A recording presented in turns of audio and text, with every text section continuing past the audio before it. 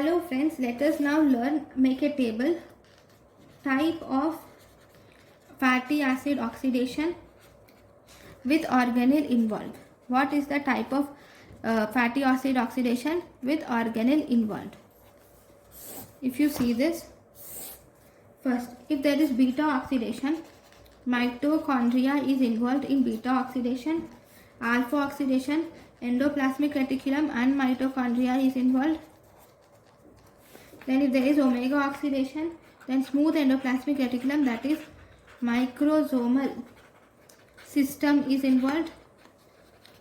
Then if there is beta oxidation of very long chain fatty acids, in them peroxisomes are involved. So these are the different fatty acids and their organelles involved.